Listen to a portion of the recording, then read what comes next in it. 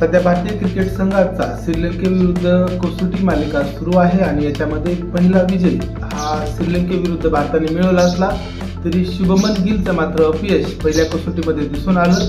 सध्या भारतीय संघाची अशी अवस्था आहे की कोणताही संघ असू द्या तुम्ही जिंकणं महत्त्वाचं आहे.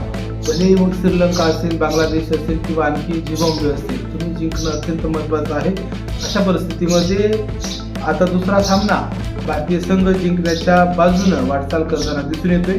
त्याचीच महत्त्वाची अपडेट नेमकं काय आहे ते पाहू.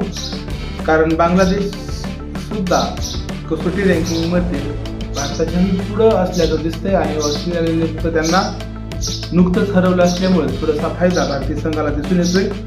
दुसऱ्या संघावर अवलंबून राहण्याची वेळ सध्या भारतीय संघावर आल्यामुळं किती वाईट काळ सुरू आहे याच्यामुळे एक विजय हा भारतीय संघासाठी महत्त्वाचा आहे.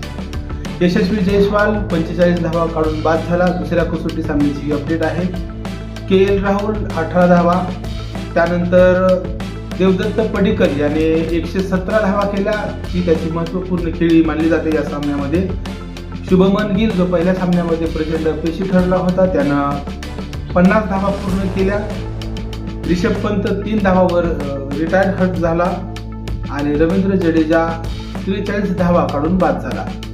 ध्रुव जुरेल आणि सारांश जैन सध्या नाबाद आहेत. भारतीय संघाने चांगली कामगिरी करताना 300 धावा केलेल्या आहेत आणि 5 विकेट्स ह्या गेलेल्या आहेत.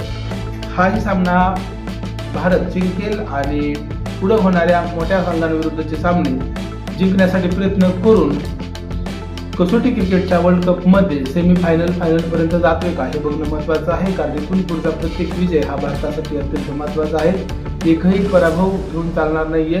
महत्त्वाचे खेळाडू फलंदाजीमध्ये सातत्य ठेवतील तर सगळं काही शक्य होतंय.